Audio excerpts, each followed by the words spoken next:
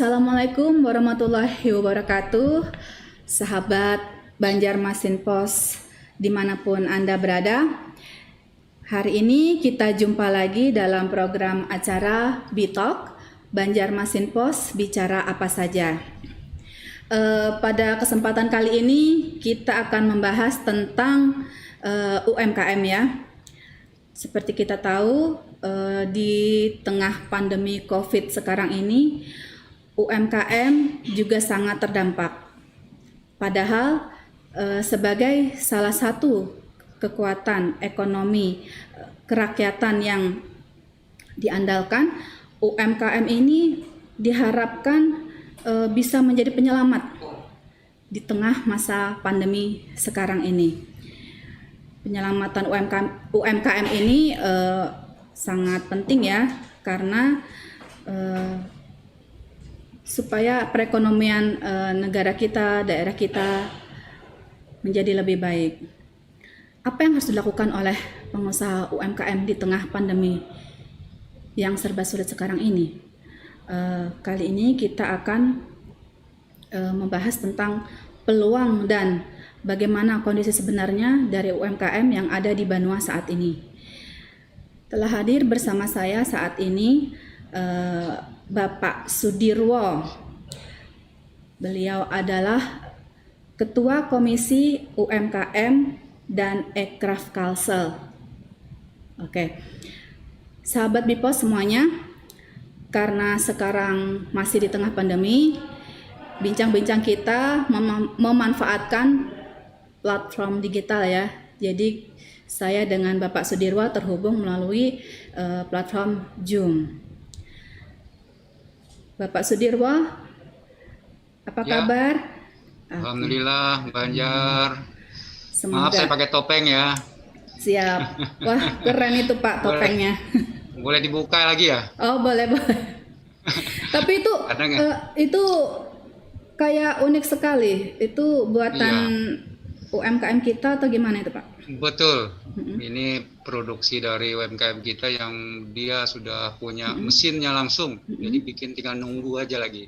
Oh iya. Dan ini peringatan 17 Agustus kemarin dengan Hari UMKM tanggal 12 Agustus. Oke. Saya buka ya. Siap. Baik.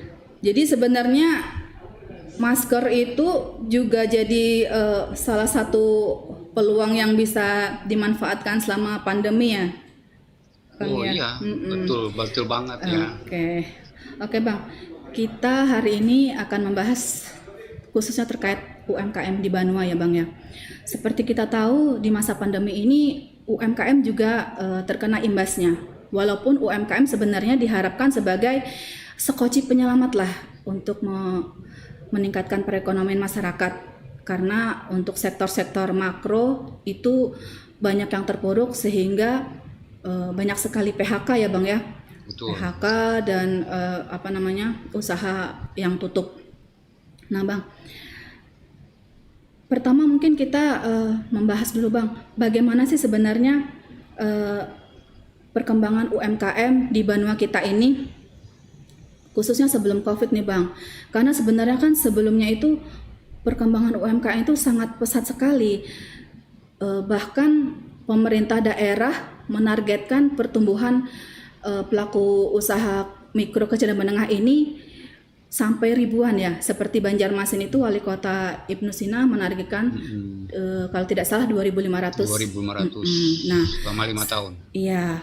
Nah, menurut Abang nih sebagai orang yang juga berkecimpung sebagai pengusaha UMKM dan juga penggiat UMKM, bagaimana nih Bang kondisi UMKM sebelum COVID ini? Ya, kalau perkembangan pertumbuhan ya UMKM sebelum COVID ini sungguh luar biasa sebenarnya. Sudah terciptanya ekosistem yang bagus sekali di Banua kita. Jadi dukungan dari pemerintah daerah selaku pemegang kebijakan itu sudah tataran di regulasi yang mendukung sekali. Artinya UMKM ini kan dilindungi oleh undang-undang UMKM. Jadi di daerah juga harus didukung juga dengan regulasi kebijakan di daerah yang nanti akan membantu UMKM untuk tumbuh dan dibina. Yang jelas dibina oleh pemerintah. Tapi tidak cukup hanya di situ, artinya perannya komunitas, organisasi, ya, kemudian UMKM-nya sendiri mau dibina atau tidak. Karena nanti ada dua kategori UMKM itu yang memang dia terdaftar dan dia tidak terdaftar. Ya. Jadi ada dua kategori ya. Bedanya apa itu Bang, dan kira-kira pengaruhnya? Ya, selama ini kalau kita tahu yang namanya pelaku UMKM itu kan berbagai jenis bidang ya, berbagai jenis bidang yang dia memang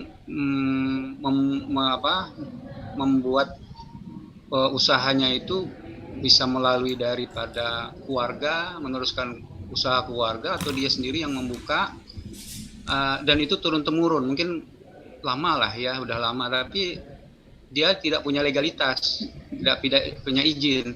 Kadang hal yang seperti ini tidak terdata, ya, tidak tercover. Jadi kalau kita bilang jumlah UMKM sekian berapa gitu kan, nah itu belum tentu terdata.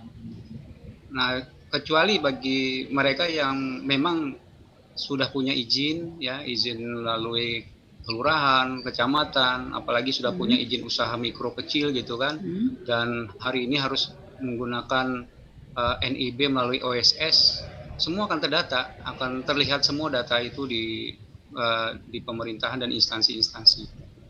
Oke, Bang, sebenarnya mungkin yang perkembangannya lagi bisa dibahas lebih lanjut lagi.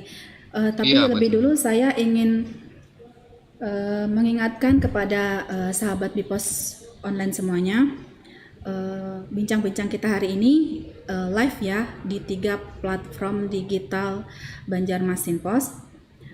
Sahabat Bipos bisa mengikutinya karena nanti akan ada hadiah menarik yang kami berikan.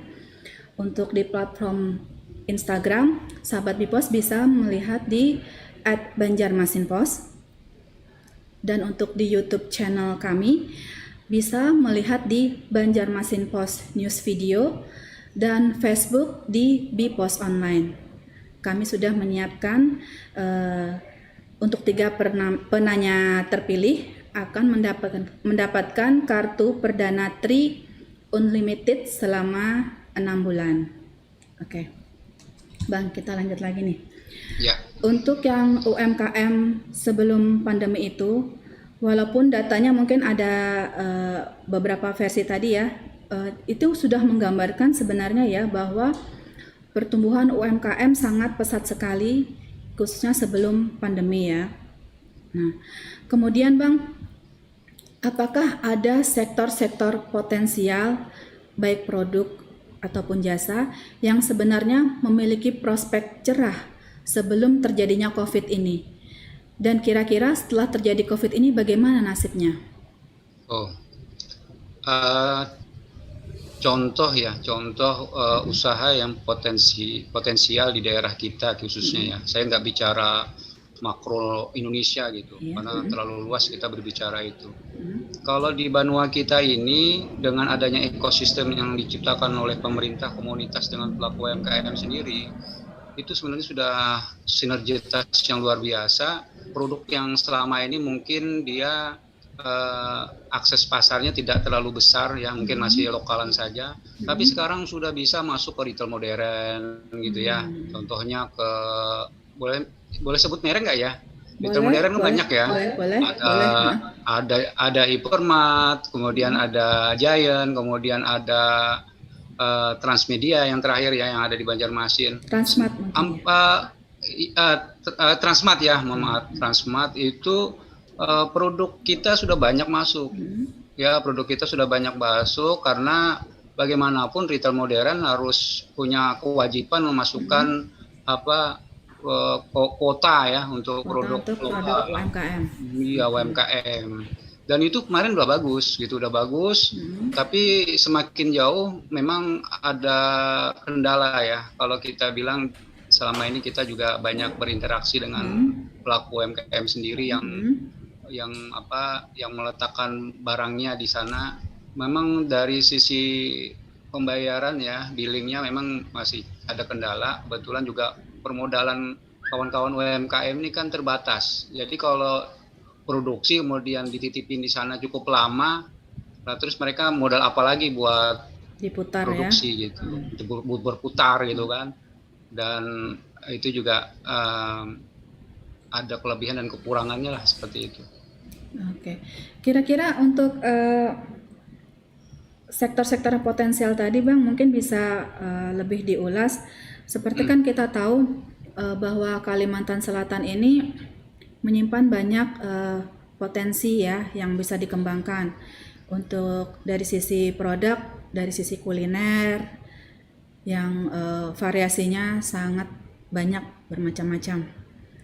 Nah, untuk jasanya mungkin bisa dikaitkan dengan perkembangan wisata kita kah? Atau mungkin kemajuan teknologi digital kita kah? Seperti beberapa waktu yang lalu, contohnya aja nih Bang ya, di Banua kita ini kan berkembang UMKM yang mengkhususkan misalnya jasa yang membantu proyek-proyek pemerintah juga. Nah, mungkin apakah itu bisa disebut sebagai peluang juga yang sebenarnya potensial berkembang tapi semenjak adanya COVID ini jadi terhambat gitu Bang? Iya, jadi satu sisi dilematis dengan adanya pandemi ini ya. Mungkin kalau bilang tuh ada jenis trauma singkat lah. Artinya kita semua itu menyesuaikan satu bulan itu ada UMKM kita yang memang harus menyesuaikan diri. Artinya dia tidak bisa jualan, tidak bisa produksi gitu. Ya kemudian setelah 1 bulan sudah mulai bisa menyesuaikan. Sampai hari ini juga banyak UMKM kita sebenarnya yang juga sudah bisa produksi lagi ya, bangkit lagi. Contohnya misalnya nih, kalau ini saya sebutin aja salah satu, ini kan real ya, saya bukan asumsi aja. Artinya kenapa muncul pelaku UMKM kita produksi masker gitu. Padahal sebelumnya dia jualan cemilan. Oh, alih produksi ya Bang ya? Diversifikasi gitu atau sama sekali berubah itu? Enggak, itu tetap dipertahankan. Tapi dengan kondisi hari ini kan dia mau nitipin retail modern juga nggak mungkin gitu ya. Anak jualan di warung nggak mungkin gitu kan. Sentra oleh-oleh juga karena dampaknya wisata tidak ada lagi. Kemudian transportasi udara, laut juga berkurang. Akhirnya tamu-tamu yang biasanya banyak beli produk UMKM akhirnya tidak ada kan, nggak ada perputaran yang cukup besar di sini. Akhirnya dengan menyesuaikan diri yang saya bilang tadi, artinya ada satu keuntungan ya, kalau keberuntungan dengan adanya pandemi ini, ada suatu usaha yang sangat potensial gitu, yang hari ini orang harus beli gitu. Hari ini orang harus beli, nggak bisa beli, kalau nggak besok akan dirajia tuh, kena uang sanksi ya. Sanksi. Jadi masker gitu. Ya, di maskernya dia bisa dari bahan apapun gitu ya. Bisa dengan menjahit gitu, dengan kain pabrik, kain polos, kain sasirangan khas kita misalnya, kain tenun, kemudian juga scuba dan jenis bahan lainnya. Ini satu contoh masker aja, belum lagi mungkin yang lain ya, APD, kemudian hand sanitizer dan yang lain. Akhirnya semua yang tadi produksi kuliner, produksi konveksi ya, yang menjahit pakaian atau kain, ini kan juga berkurang ya pembelinya. Akhirnya dia mendingan bikin masker, bikin APD yang hari ini dipakai orang gitu kan. Dan nanti kita akan kaitkanlah dengan programnya pemerintah ya. Artinya apa sih yang didukung oleh pemerintah untuk UMKM kita di Banua gitu, nanti akan saya sampaikan. Mungkin juga nanti ada slide gitu ya yang bisa saya tampilkan, nanti ada foto gitu kelihatan tuh, nanti kain sasirangan ada, kain tenun ada gitu ya. Kalau nanti diizinkan slide-nya bisa saya tampilkan. Pastilah diizinkan Bang. Oke Bang. Tapi mungkin kita agak kembali lagi ya. Mm-mm. Menurut pengamatan dan pengalaman Abang, mungkin ada curhat atau sharing dengan pelaku UMKM lainnya. Apa yang mereka alami saat pandemi ini. Kira-kira UMKM seperti apa yang paling rentan digulung pandemi ini? Dan mungkin apakah Abang tahu mungkin jumlah yang sudah jadi korban, dan mungkin ada cerita juga bagaimana UMKM yang lebih adaptif terhadap kondisi sekarang ini sehingga bisa bertahan. Baik, Oke. ini Bang, ya gimana? sebelum kita bahas itu ada yang mau lewat dulu ini Bang. Jadi kita break dulu ya Oke. Bang ya. Nanti kita kembali lagi. Oke.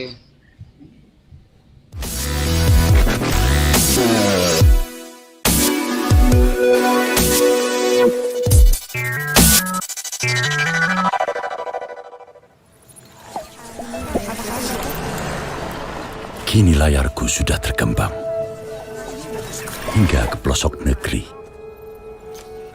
membawa kekuatan baru agar bisa menggaungkan suaramu yang telah lama berontak untuk didengar.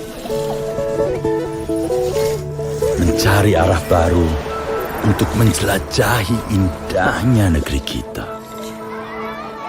Menebar ilmu sampai ke antah berantah. Menaklukkan mereka yang mengaku juara negeri.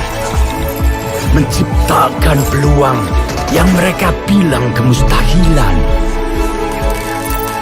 Wujudkan Indonesia maju bersama jaringan baru Tri yang lebih luas dan kuat. Siapa takut?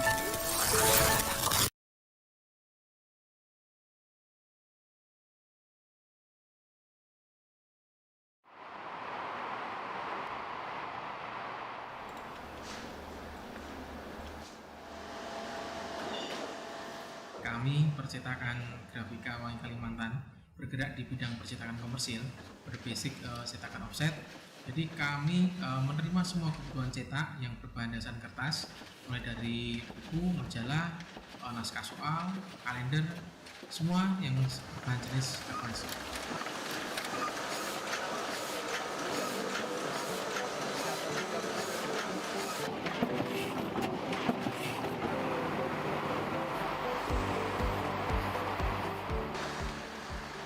Kami mempunyai mesin yang cukup modern, dimulai dari prepress. Kami memakai mesin CTP, komputer to plate, dengan merek Crown yang di Banjarmasin hanya kami yang punya.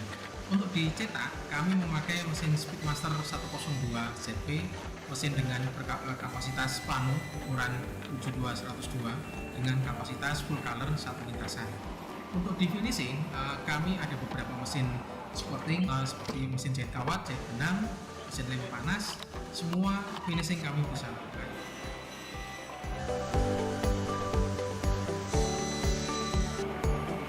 Untuk klien sendiri, kami dari perhotelan, dari otomotif, pemerintahan, swasta, semua kami terima untuk klien-klien yang ada di Banjarmasin. Kami juga menerima dari luar seperti Makassar, Manado, Papua. Kita juga pernah menerima order itu. Kira-kira seperti itu untuk dipercetakan grafika Wangi Kalimantan.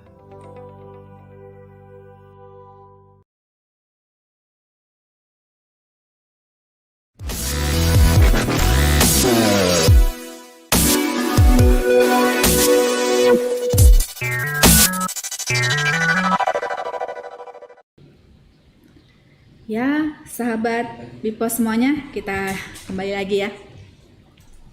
Menarik sekali bincang-bincang kita sore ini membahas tentang UMKM di masa pandemi ini ya.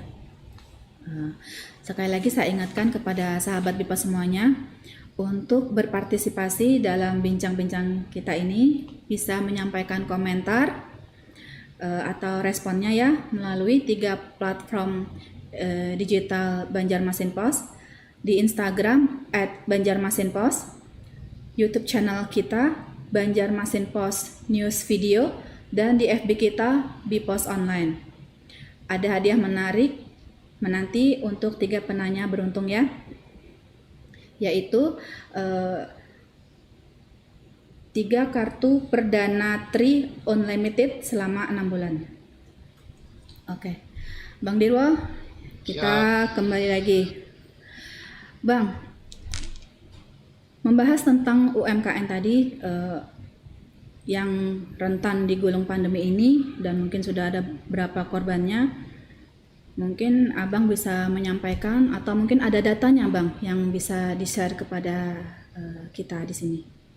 Ya, kita boleh lah share data ya. Ini dari Dinas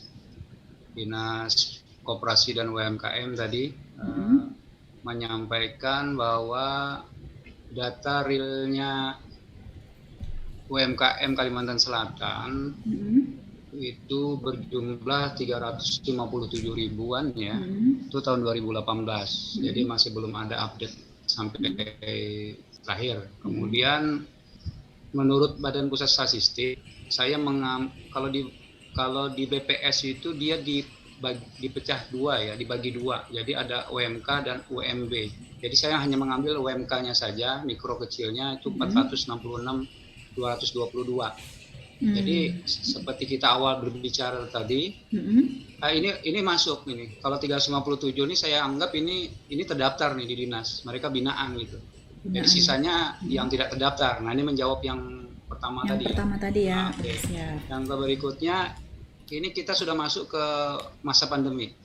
Jadi Maret saya ditunjuk sebagai Korwil pendamping UMKM yang terdampak COVID-19 dari Kementerian Koperasi UMKM melalui komunitas, dan seluruh Indonesia waktu itu sampai 14 April 2020 itu se-Indonesia yang terdata adalah 3.593. Ini anggap aja sebagai responden aja ya, sampel, jadi bukan mencerminkan keseluruhan data ya. gitu. Itu mungkin bisa lebih banyak lagi ya Bang ya? Betul, di Kalsel itu ada 33 yang kita dampingi, artinya kita bina, kita dampingi mereka bagaimana menghadapi masa pandemi, mereka produksi sampai mereka berhasil. Jadi kami ada punya relawan ada 5 orang. Nah, data yang dari dinas itu kurang lebih 6.000. Disampaikan oleh Kepala Dinas Koperasi UMKM Kalsel, Pak Dr. Haji Gustapa Yandi, di bulan April 2020 itu ada 1.057 responden yang masuk dengan presentasi seperti berikut. Jadi yang benar-benar terdampak itu adalah kuliner itu 64%. Kuliner ya? Kuliner 64%. Nah, kerajinan 7,8. Ya, kalau kuliner luas lah, kita berbicara kuliner apa saja, tempat makan, kafe. Karena mungkin juga pelakunya lebih banyak di sektor kuliner Bang ya? Iya, betul sekali. Kemudian kerajinan itu ya yang tadi biasanya kain sasirangan kita banyak yang dibeli oleh tamu, kemudian bikin tas buat acara gitu ya, karena dinas kan kalau kegiatan pasti banyak tuh, mesen tas, souvenir begitu ya, souvenir dan yang lain. Kemudian fashion juga ya, anak sekolah segala apa ya, termasuk pakaian itu. Dan jenis lain tuh ada 22, ada 22% ya, dari jenis lain. Nah, ini data real dinas ya, jadi saya menyampaikan tuh sesuai data. Nah, jadi kuliner kita prihatin sebenarnya. Kita prihatin menyebut kenapa kuliner yang nomor 1 dengan jumlah 64%.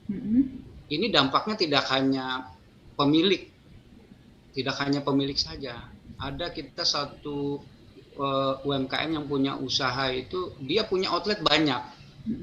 Di Banjarmasin itu ada satu pemilik usaha yang dia punya karyawannya 150 orang.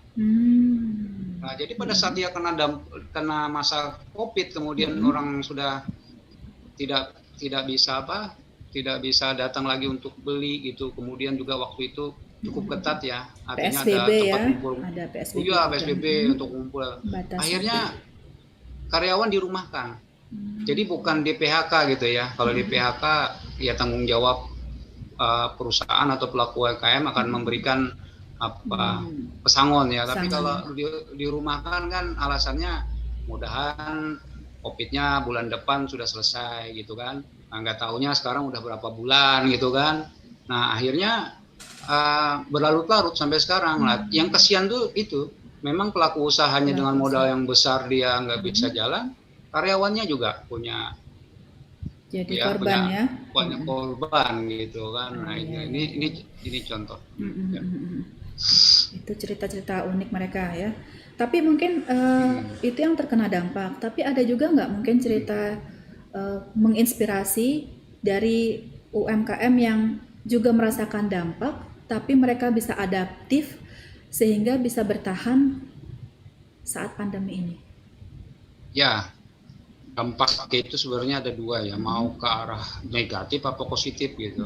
Dengan hikmahnya pandemi ini ya sebenarnya banyak aja yang mereka pelaku UMKM kita yang naik gitu bukannya tutup tapi bagus usahanya selama pandemi. Misalnya ya kuliner dulu gitu, kuliner aja.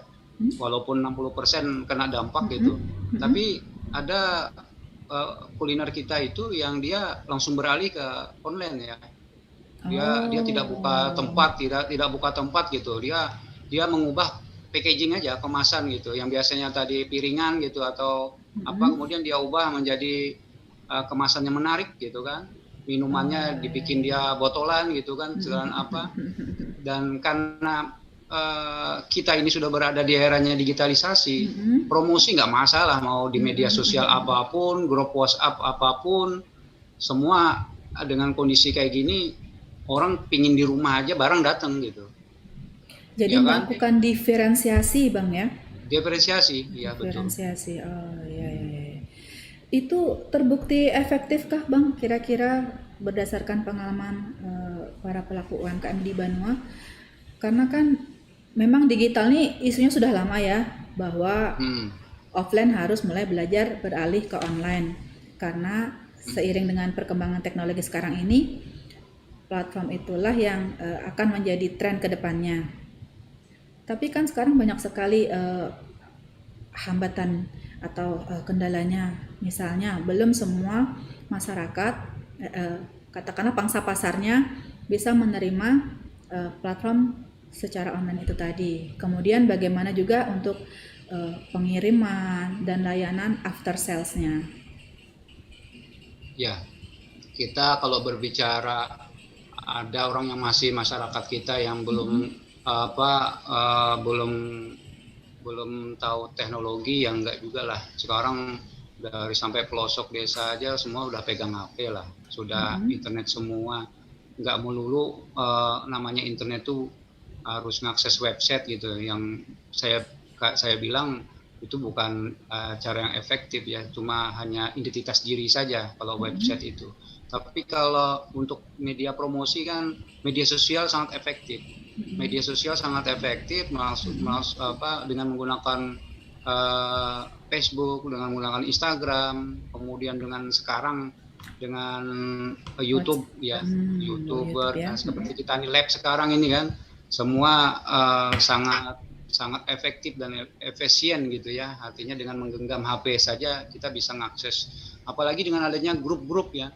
Saya yakin sekarang di setiap orang pasti dia punya grup. Dulu hanya kenal kita nomor kontak personal orang, SMS-an. Kalau sekarang pasti nih kalau grup itu kalau 10 mungkin ada lah paling sedikit. Kalau saya mungkin ratusan tuh di HP saya grup. Ya, dari grup.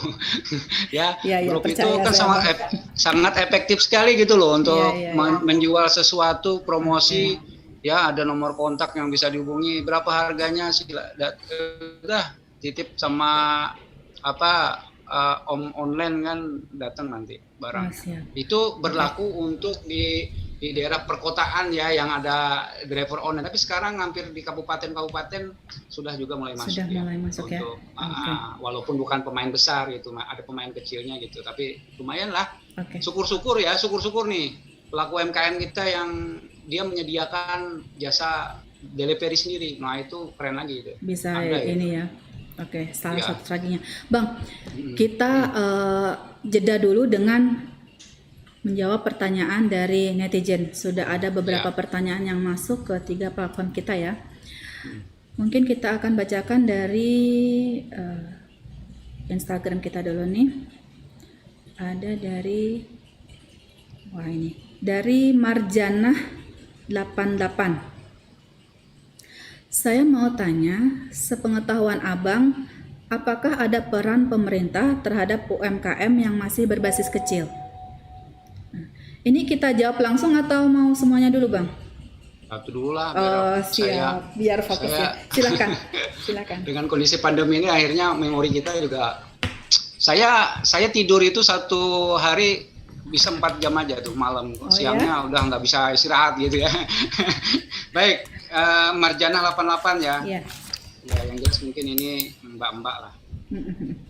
Apa peran pemerintah terhadap usaha kecil ya? Ya begitu ya. Iya, terhadap Peran. UMKM yang masih berbasis kecil. Ya, dalam istilah UMKM itu berarti masuk di mikro, M pertama ya, mikro. Kemudian ada kecil, ada menengah. Jumlah mikro sendiri ya di Indonesia baik di Banua kita, kalau kita bilang persentase 99% itu mikro, itu kecil semua. Artinya jumlahnya banyak nih. Terus dengan jumlah banyak tuh apa semua dapat Bantuan. kue buat dimakan. Ya kan gitu kan. Iya. Total itu ya, ini ada saya ada slide tapi saya cuma sebutin aja. Ada 64 juta UMKM kita di Indonesia. Nah, sekarang di Banua kita Kalimantan Selatan ada 462 itu yang usaha mikro dan kecil. Kecilnya itu paling cuma nggak sampai 10%. Artinya mikronya masih banyak gitu ya. Mikronya banyak. Nah, kalau tadi peran pemerintahnya apa gitu. Ya banyak sebenarnya pemerintah ini membina, karena namanya pemerintah itu adalah membina, ya membina. Jadi berbentuk pelatihan, ya support regulasi dan yang lain-lain, termasuk izin legalitas dan yang lain tadi. Banyak sekali. Ya pertama gini, UMKM-nya mau nggak dulu dibina? Kalau UMKM-nya mau dibina, dia harus cepat izinnya dibuat. Diurus ya. Diurus gitu ya. Setelah itu kemudian datang ke dinas. Nah, oke, sekarang ke dinas koperasi UKM lah. Bahwa saya adalah salah satu UMKM yang sudah terdaftar. Syukur-syukur dia sudah ngurus sampai izin usaha mikro gitu ya. Dia misalnya di makanan aja, di kuliner gitu ya, yang packaging. Berarti dia akan mengurus lagi yang namanya ke dinas kesehatan, namanya PIRT. PIRT ya. Nah, nanti minta dibina lagi, nanti ada pelatihannya di sana apa. Nah, ini di pemerintah nih, dinas kesehatan. Kemudian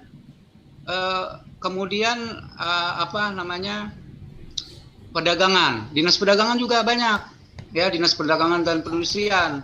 Nanti di sana istilah UMKM-nya, tapi karena dia sudah skala industri namanya IKM, yaitu industri kecil dan menengah. Tapi dia mikronya udah naik nih, levelnya jadi kecil kan juga sudah lumayan lah. Kemudian apalagi dinas apalagi saya bilang dinas pariwisata, karena mendukung di sektor pariwisata akan didukung oleh UMKM ya, tidak hanya kuliner saja tapi kerajinan dan yang lain dan macam-macam. Nah dari situ aja kita udah melihat gitu loh, pemerintah itu hampir seluruh SKPD ya istilahnya ya, semua mendukung. Nah sekarang kalau kita berbicara dengan kondisi yang hari ini sekalian nggak disambung nih, kondisi pandemi ini, apa dukungan pemerintah gitu, boleh ya? Sekalian aja nih, jadi pertanyaannya Mbak Jana ditambahin aja, apalagi dengan kondisi pandemi gitu, karena relevansinya tepat gitu kalau kita bicaranya sekarang. Sekarang itu setelah pandemi itu banyak pemerintah itu membuat program ya, yang hari ini mungkin sudah mulai jalan gitu. Kalau dulu kemarin masih data. Nah, sekarang sudah mulai realisasi. Artinya ada subsidi untuk pajak gitu ya, subsidi untuk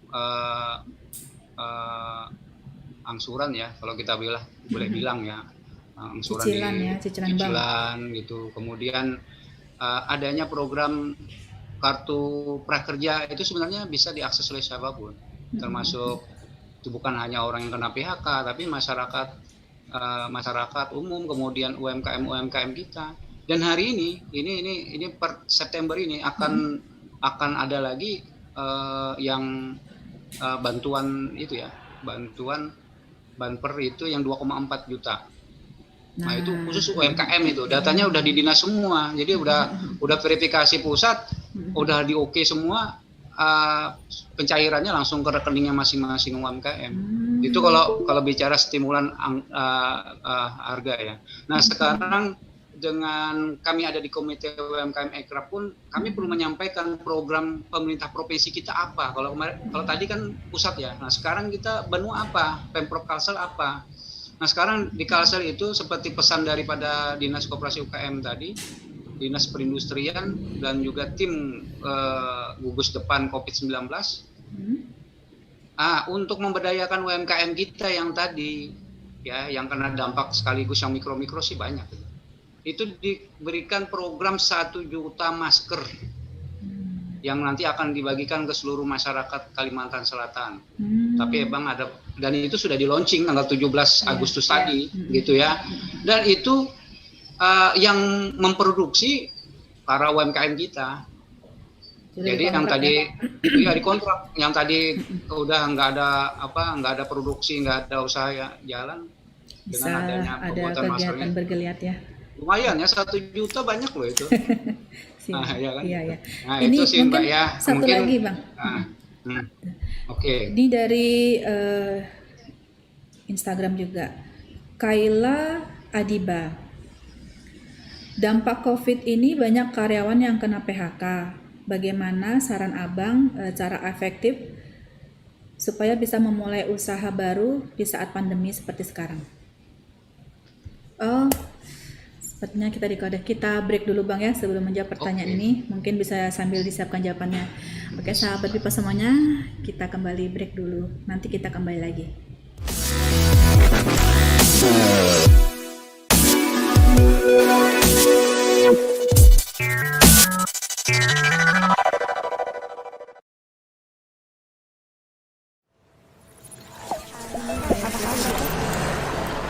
Kini layarku sudah terkembang hingga ke pelosok negeri,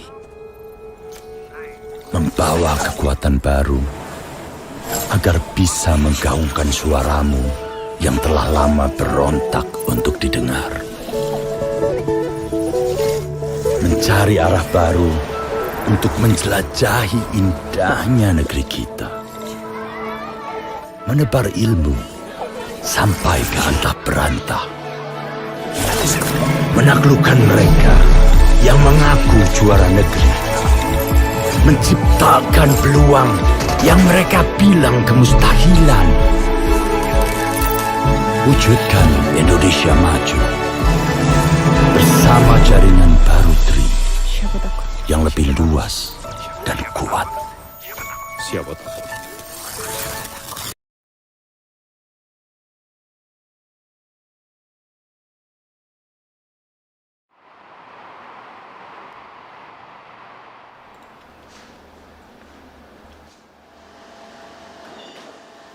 Kami percetakan Grafika Wangi Kalimantan bergerak di bidang percetakan komersil berbasic cetakan offset. Jadi kami menerima semua kebutuhan cetak yang berbahan dasar kertas, mulai dari buku, majalah, naskah soal, kalender, semua yang berbahan jenis kertas.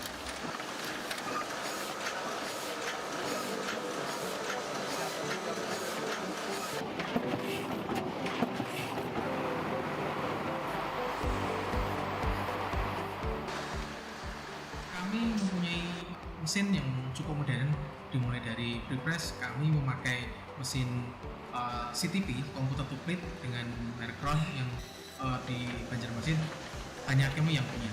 Untuk dicetak, kami memakai mesin Speedmaster 102 ZP, mesin dengan kapasitas pano ukuran 72/102 dengan kapasitas full color satu lintasan. Untuk di finishing, kami ada beberapa mesin supporting seperti mesin jahit kawat, jahit benang, mesin lem panas, semua finishing kami bisa lakukan.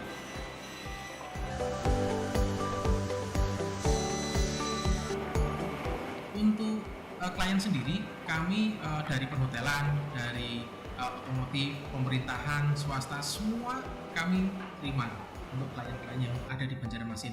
kami juga menerima dari luar seperti Makassar, Manado, Papua. Kita juga pernah menerima order itu. Kira-kira seperti itu untuk dipercetakan grafika UI Kalimantan.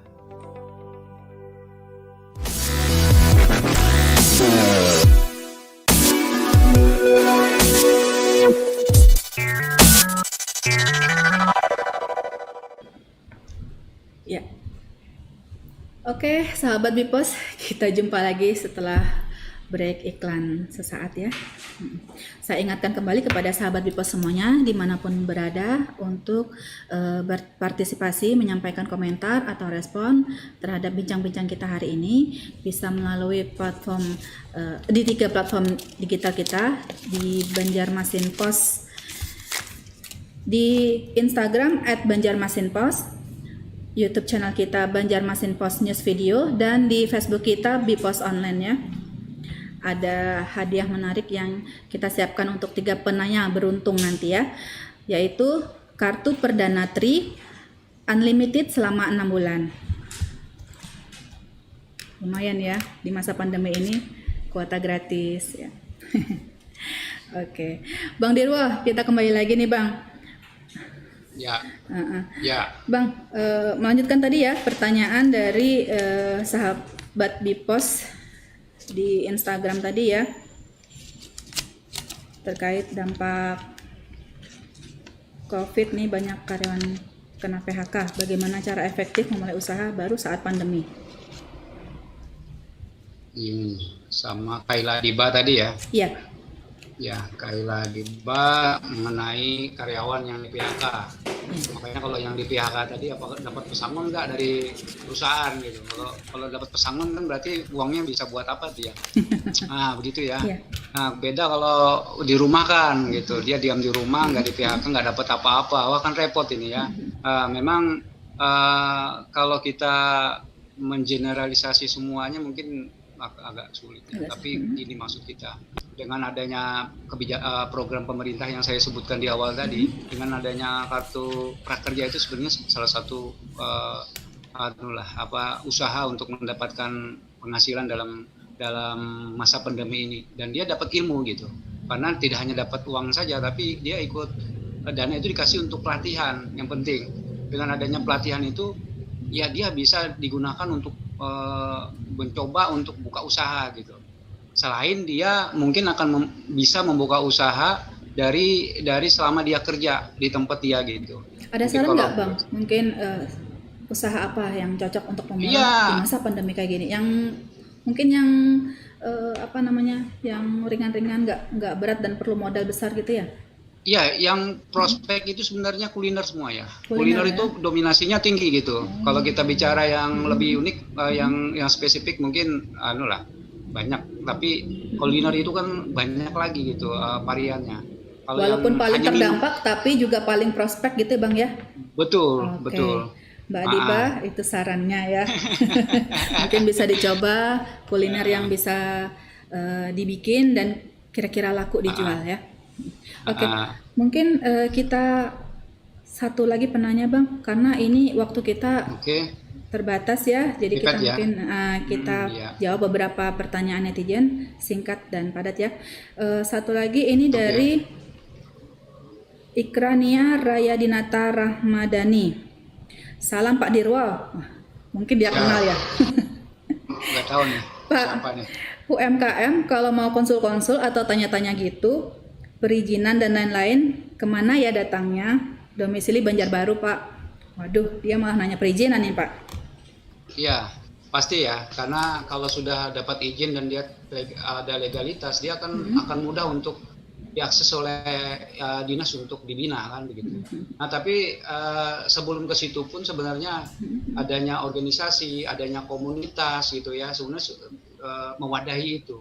Semua bisa terfasilitasi. Artinya orang kita itu kalau mau usaha atau bekerja kan perlu didampingi ya, konsultasi dengan apa gitu. Selama ini saya ikut berbagai organisasi, ya kerjaan saya yang mendampingi gitu, banyak mendampingi. Dan kalau hari ini yang ada wadah dari pemerintah itu Kalau di Banjarbaru tuh misalnya kayak PLUT KUMKM ya, kepanjangan dari Pusat Layanan Usaha Terpadu Koperasi dan UMKM di bawah Dinas Koperasi UKM.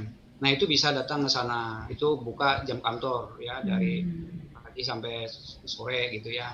Terus di Kota Baru juga ada PLUT, Tabalong juga mulai sekarang sudah ada PLUT.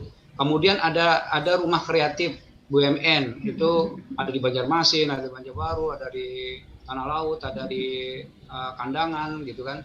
Dan ada rumah-rumah UMKM yang memang sudah didirikan oleh pemerintah gitu. Kalau dia malu datang ke dinas, bisa melalui itu gitu. Ya bawa aja produknya gitu, Pak, produk saya layak nggak untuk dibina gitu. Ya seperti itu sih sebenarnya kalau kita mau usaha untuk mendapatkan legalitas. Karena legalitas tuh ada izin UMK, kemudian ada WSS tadi, kemudian ada sertifikat ada sertifikat halal, ada PRT, kemudian mungkin sampai skala BPOM. Kalau semua itu kalau di total bisa tanya-tanya melalui kelompok-kelompok usaha gitu ya Bang ya? Iya. Supaya itu lebih terakomodir ya informasi dan ya kalau dibantu. mau WA saya nggak masalah kok. Kalau saya terbuka untuk siapapun yang ada, Instagram saya juga, ada Facebook saya juga, ada YouTube saya juga. Sebenarnya banyak media sekarang. Siapa orang Jadi yang mau gitu diajak ya? untuk diajak ngobrol gitu, nggak susah. Oke. Itu Agrania, ini panggilannya apa ya? Agrania ya. Silahkan kontak langsung dengan Bang Dirwa ya untuk mendapatkan bimbingan. Agrania ya. Oh iya. Oke. Mungkin satu lagi Bang dari netizen ini. Oke. Dari Bapak Nurhalis Huda. Bagaimana pengawasan dari Komisi UMKM Kalsel akan pencairan BLT bantuan pemerintah pusat? Wah ini mungkin agak ini ya. Sebesar 2,4 juta tadi. Nah ini sepertinya ada Abang singgung tadi ya. Nah, dia mempertanyakan kok sepertinya pencairan dan data penerima tidak transparan. Kira-kira ada info nggak ini Bang? Baik, antara transparan dan tidak gitu ya. Pertama, program ini sudah dipublikasikan di seluruh Indonesia melalui Kementerian Koperasi UKM. Siapapun bisa mengakses. Kedua adalah melalui dinas Koperasi UKM yang ada di provinsi maupun di kabupaten. Artinya kalau medianya sekarang banyak gitu ya. Tidak hanya melalui media massa, media elektronik, tapi media sosial pun kan banyak. Dan hari ini yang nge-share itu ya, kalau sudah ada info satu aja di grup semua akan tahu semua. Jadi dari mana nggak transparannya gitu. Nah, mungkin yang dimaksud itu adalah bagaimana mengakses, memasukkan nama kita nih kalau mau daftar kemana gitu. Ya datang aja ke dinas gitu. Dinas kan nanti akan memberikan arahan. Dinas mana nih Bang? Dinas Koperasi UKM karena ini kan stakeholder di sini ya, leading sektornya ada di sini leading gitu. Sektornya ya. Kemudian dari pengumuman itu kan tidak hanya dinas, ada juga koperasi yang ditunjuk. Nah sekarang koperasi yang ditunjuk siapa gitu. Nah ini kita juga harus tahu informasi seperti ini gitu. Nah mengenai pencairan nanti, kalau dia sudah diverifikasi pusat, tidak ada kaitannya dengan dimanapun. Nanti mereka yang sudah disetujui, dananya akan langsung dicairkan melalui rekeningnya masing-masing. Jadi tidak ada singgah kemana-mana. Jadi dia langsung cair. Seperti kartu prakerja. Mohon maaf, saya sendiri ngakses gitu. Jadi kalau saya ngomong, saya udah ada bahan. Saya ngakses. Dan prakerja. Bisa dapat itu Bang? Lah iyalah, udah 4 bulan. Contoh yang berhasil ya Bang ya. Ya contoh yang berhasil, dan UMKM kita semua kita bina seperti itu. Kawan-kawan yang terdampak UMKM kemarin, mereka harus ngakses. Kalau nggak ngakses, sayang nanti dapat buat yang bukan UMKM kan gitu. Oke. Berapa menit lagi? Oke, kita masih ada waktu. Mungkin kita netizen lagi ya.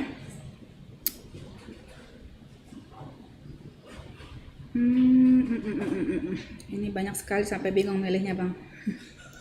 Oh banyak sekali ya. Waduh luar biasa nih. Boleh lah nanti saya jawab langsung di platformnya Bipos nanti boleh. Sambil ya kan.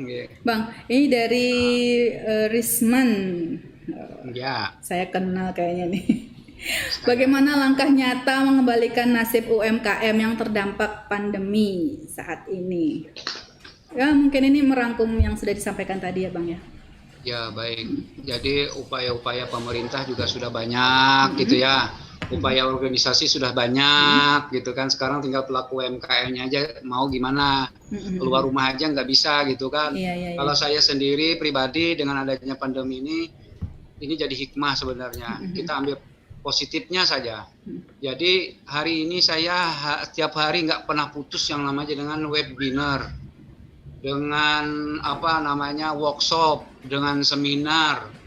Kawan-kawan yang tadi nggak ada produksi yang kuliner misalnya, ayo bikin konten gitu kan, bikin video walaupun hanya 5 menit, bikin telur ceplok gitu, masukin di YouTube. Nah, itu kan jadi uang nanti kalau sudah, ya kan begitu kan.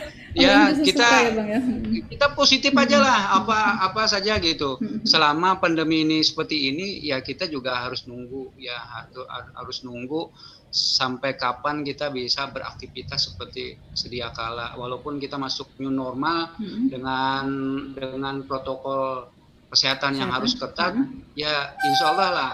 Kita ini kan banyak itu produksi UMKM kita, barang-barang UMKM kita itu yang beli itu kan para pendatang, wisatawan dengan tamu dengan apa. Kalau kita mengharap itu juga akan lama mungkin ya. Ya sekarang kita maksimalkan lah yang di daerah kita aja nih, seperti apa. Apa yang bisa dilakukan, apa yang bisa dikerjakan gitu Bang ya.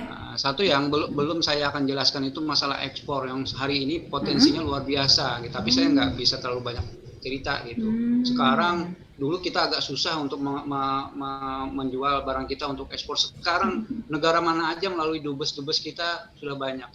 Kita dulu tidak berpikir bisa ikut webinar atau kegiatan daripada dubes untuk masukkan barang dari Indonesia ke negara lain.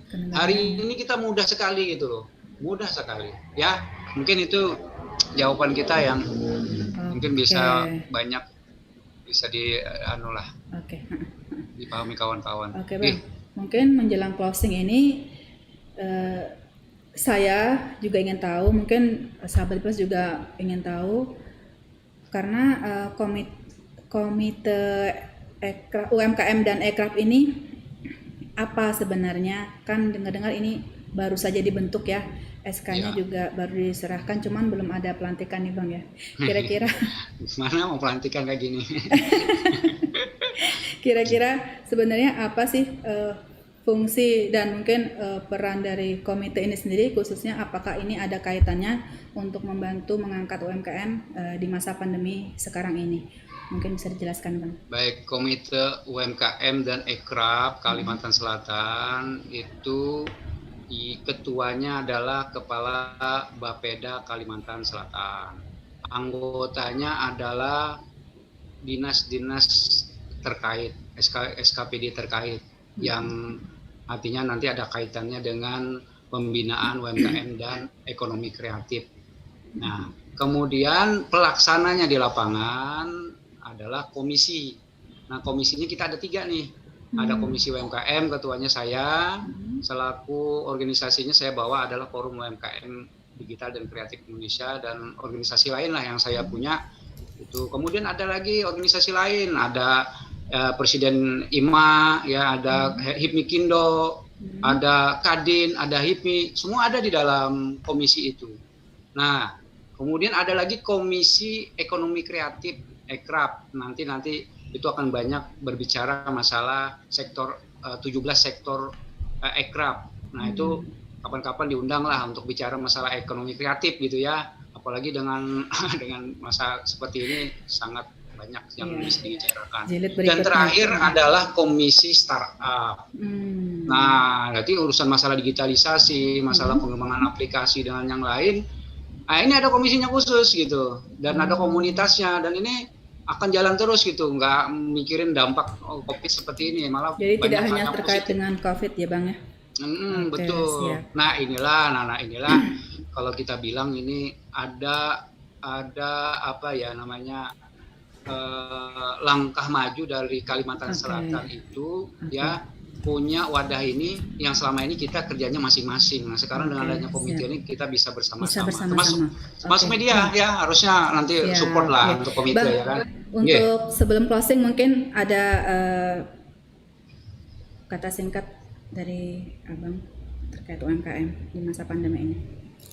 Eh, kita khususnya pelaku UMKM ya, apapun kondisi dan situasi yang kita hadapi, kita harus semangat dan bahagia. Karena kalau kita tidak bahagia, pikiran kita nggak bisa tenang.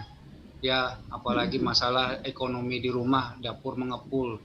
Ya, nanti kita harus bahagia, semangat. Banyak cara kita untuk bisa membuat sesuatu yang bisa menghasilkan penghasilan atau pendapatan. Kita bertanam aja hari ini ya, tanam lombok, tanam tomat, Bisa, ya? insya Allah 3 bulan akan datang udah bisa panen, jualan di pasar, boleh kan? Jadi selalu optimis ya, pasti ada Optimis, jalan Bang ya. optimis ya. Oke. Terima kasih banyak Bang Dirwo atas bincang-bincang dan sharing kita hari ini. Terima kasih juga untuk sahabat Bipos semuanya yang sudah menyampaikan komentar dan responnya terkait bincang-bincang kita hari ini. Sesuai janji kami, ada 3 penanya beruntung yang akan mendapatkan hadiah dari Banjarmasin Pos berupa kartu Perdana Tri Unlimited selama 6 bulan. Pemenangnya yang kami pilih adalah atas nama akun Marjanah ya, Marjanah 88, kemudian Kaila Adiba dan Igrania Raya Dinata Rahmadani. Nanti mungkin ada tim kita yang akan mend-DM dari akun sahabat Bipos yang beruntung. Terima kasih sahabat Bipos semuanya dimanapun kalian berada. Sampai jumpa lagi di acara Bitalk lainnya dengan tema-tema yang menarik lainnya juga. Saya Anjar Wulandari. Sampai jumpa. Semoga kita selalu sehat dan selalu bahagia. Salam.